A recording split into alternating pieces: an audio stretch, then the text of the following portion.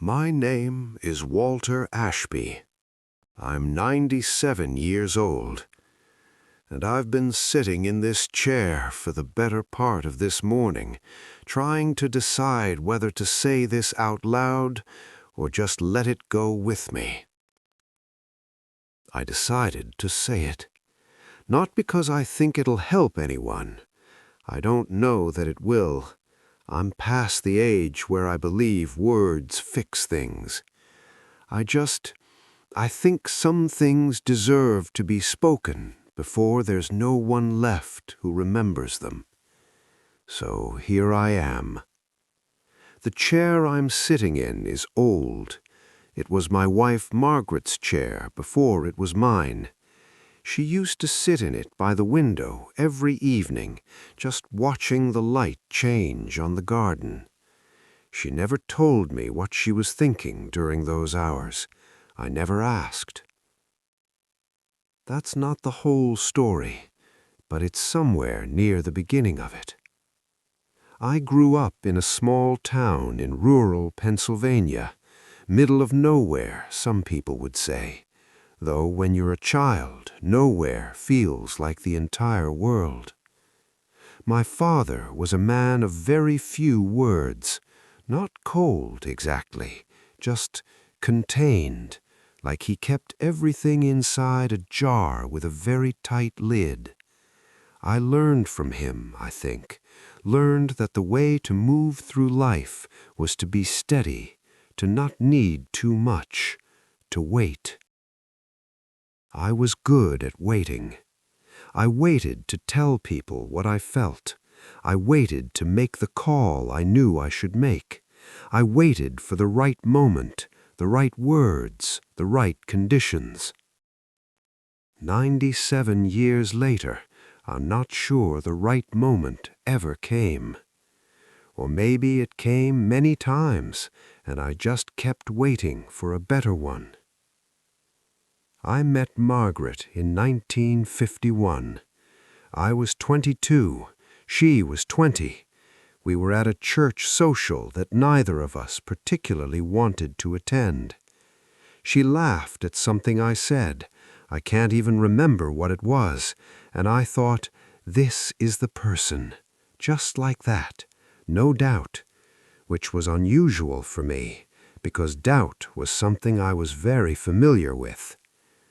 We married the following year, and for 49 years we built a life together, a real one, not a perfect one, no such thing, but a real one, with weight to it. 3 children, 2 houses, one very difficult decade in the middle that we somehow came through without ever really talking about it. That was us. We came through things without talking about them. I told myself that was strength, that we were the kind of people who didn't need to perform our love, didn't need to narrate it. We just lived it. I believed that for a long time. Margaret died in the spring of 2003. April. The roses were just beginning, which she would have liked. She had been ill for about 8 months. We knew it was coming, the way you know a winter is coming. You can feel it in the air long before the first frost. During those 8 months, I sat with her every day. I held her hand. I read to her sometimes. I made sure she was comfortable and cared for and never alone. But there was something I kept not saying. I'm not even sure what it was. That's the part that stays with me now, at 97, sitting in her chair.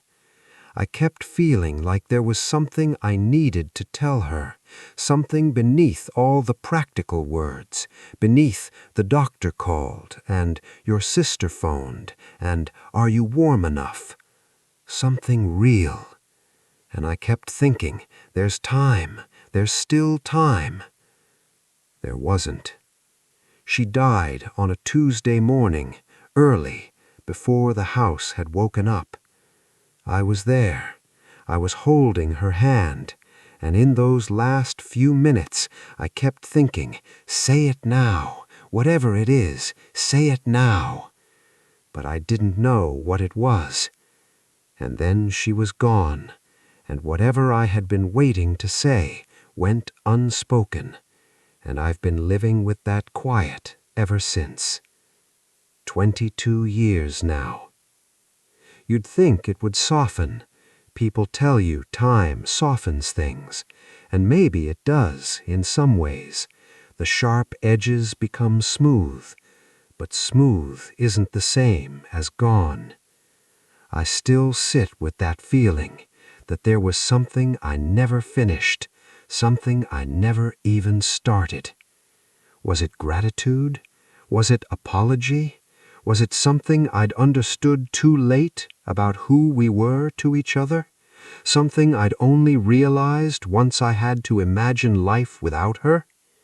I don't know, and that's the part I find hardest to say out loud.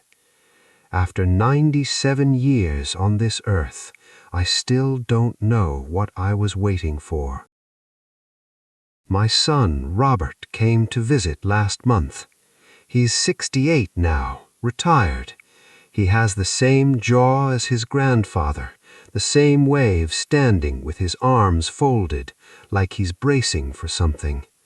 We've always been fond of each other, in the way that fathers and sons sometimes are, reliably, quietly, without much said between the fondness.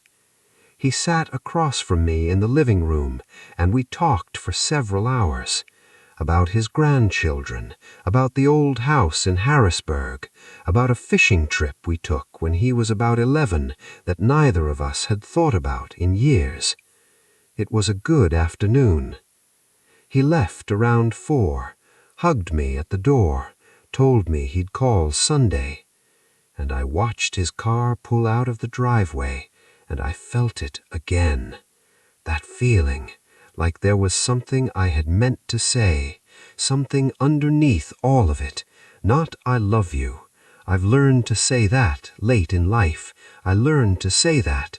But something else, something harder, something about how I wasn't always the father I should have been in those years when the children needed me most.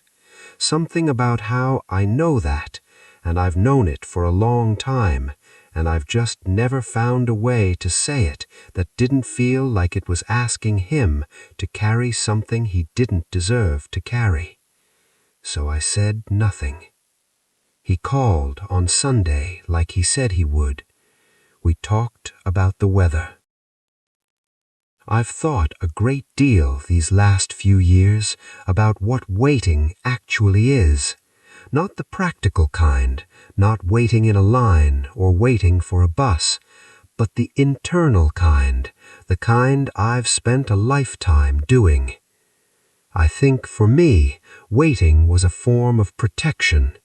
If I didn't say the thing couldn't be rejected, couldn't be misunderstood, couldn't land wrong and damage something that mattered. If I held it quietly inside, it stayed intact, safe. What I didn't understand, and I'm only now at 97 beginning to understand it fully, is that the silence didn't protect anything. It just made things lonelier.